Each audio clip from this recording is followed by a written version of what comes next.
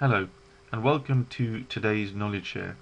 I want to cover how we could go about incorporating voice recognition and digital dictation technologies into the Microsoft Dynamics ERP solution suite. If you've been watching any of the videos on my YouTube channel, then you'll know that I've been working on a WPF user control that can be deployed to the Microsoft Dynamics Rich client, any one of the Microsoft Office applications, and even the SharePoint Enterprise portal without any recoding. I've now enhanced the WPF user control so that it uses the voice recognition engine that now gets shipped with the latest .NET framework.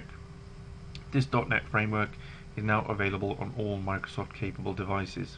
In this video, I'm going to be demonstrating the two main approaches for digital dictation and discussing the pros and cons of each. If you go to my blog, there are some more in-depth technical articles on how you could go about developing these types of solutions yourself. Okay, it's time to do a demonstration. The first of the two demonstrations that I'm going to do. I've got the WPF user control housed within the cust table form. So I'm just going to open up the customers list page and choose a customer. Let's go ahead and choose Fizzy Pops. Speech engine ready for input.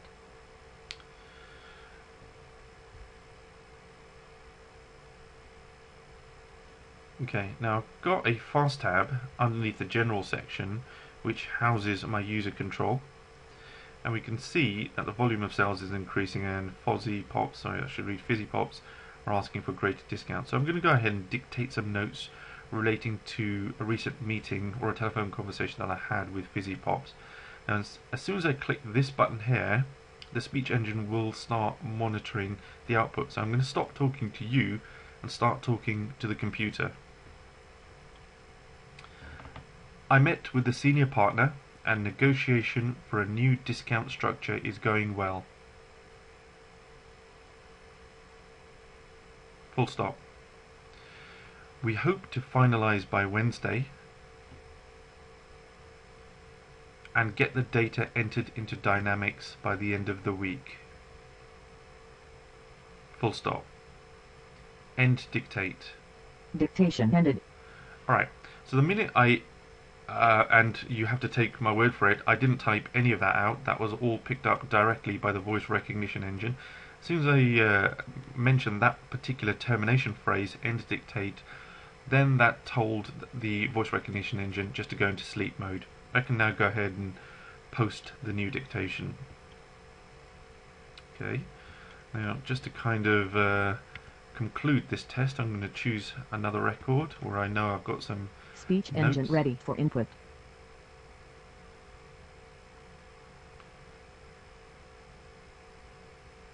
Okay, and we can see that over here Bill is refusing to pay one of his invoices. So we've just spoken to Bill, and I want to dictate some more notes relating to this the last note that was placed on Bill's file. There are several disputed invoices on this account. Full stop. The customer has complained about a poor standard of service and would like a meeting with the general manager. Full stop. End dictate. Dictation ended. Okay. Now, if you notice, as I'm dictating to the machine, to the voice recognition engine, we have down here a count. So we got a state, and the state basically lets the user know whether the machine is, the voice recognition engine, is idle or active. The hypothesized and the recognized goes through some internal algorithms just to try and identify the phrase and come up with some close matches. Now I'm going to go ahead and post this. Now, because I've done a certain degree of training already with the voice recognition engine, is kind of tuned to my voice. There are certain phrases that it won't recognize. So now if I say something which I know it's going to struggle with, programming sometimes is full of bugs. End dictate. Dictation ended. Okay, so you can see in this particular case it's interpreted the word bugs as banks, and I know it did that because previously when I dictated some text it came up with that particular error. With the speech recognition engine incorporated into the .NET code like this, you don't get some of the correction options that are available with the separate running module. And that's the next part of the demonstration that I'll show you. These types of errors need to be corrected manually, and the system won't learn from any of the corrections. So now we'll move on to the next stage, where I'll do the second demonstration, which is probably the more useful form of dictation. Okay, the second part of the demonstration is to use the voice recognition engine as a separate application. Now I've got the voice recognition application running here as a floating window, and it can operate in conjunction with other Windows desktop applications that are open. As soon as it's switched on, and you can switch it on just by clicking this button, and I'll just do that now, you can see that as I'm talking the voice level meter is going up and down. I'll switch it off before it decides to do something.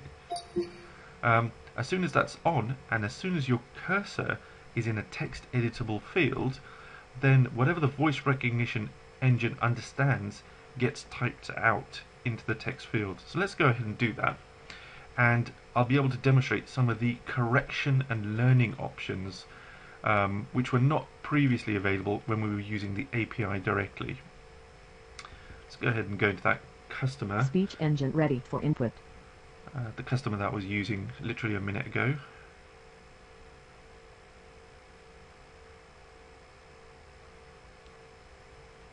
Okay, and we'll move our cursor into the text field, and I'll switch the digital dictation module on. I had a meeting last week in Dallas with this customer, full stop. I had a meeting last week in Dallas with this customer, full stop. The sales pipeline for their partners is looking promising, full stop. I plan to meet again in 2 months. Correct A. 8. OK. And will report the conversion rate, full stop. They will give us a good reference, full stop.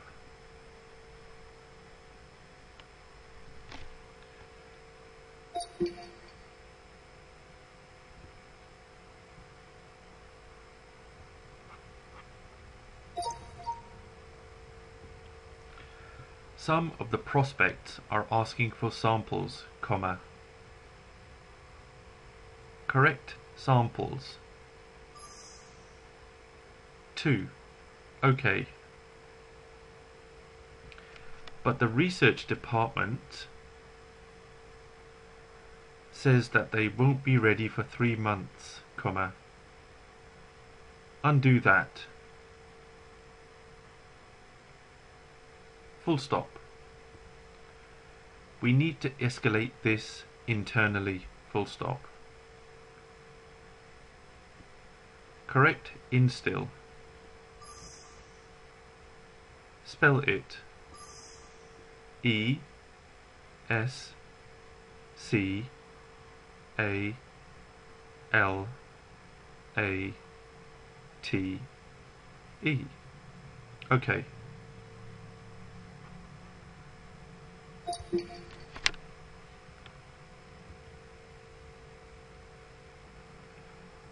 Okay, so as you've seen so far, we've got the 2 approaches. The first approach is using the API directly within .NET code, and the second approach is using the voice recognition application which runs on the Windows desktop and talks directly to the text boxes.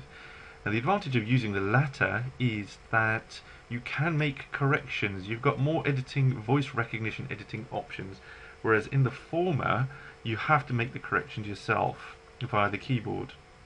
Now as you're making corrections, the system, the engine, is actually learning the sound of your voice, and it's becoming more tuned into the way that you talk. And the two corrections that I made in the last section were the word samples. It couldn't quite understand the spelling of samples, and it couldn't quite understand the word escalate. So now I'm hoping the engine has learnt those two particular words, and I'll go ahead and I'll see if I can use them without Speech engine requiring... ready for input.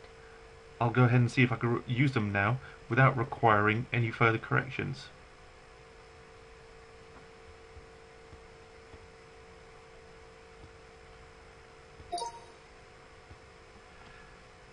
The samples are still not ready as promised, full stop. I now need to escalate this to the general manager, full stop. Perfect. And as you can see, the voice recognition engine is now picking up correctly the previous corrections that I made, and it's now beginning to learn the way that I speak. Okay, so that concludes this screencast. I hope you all found this very useful. Thank you. Thanks for watching.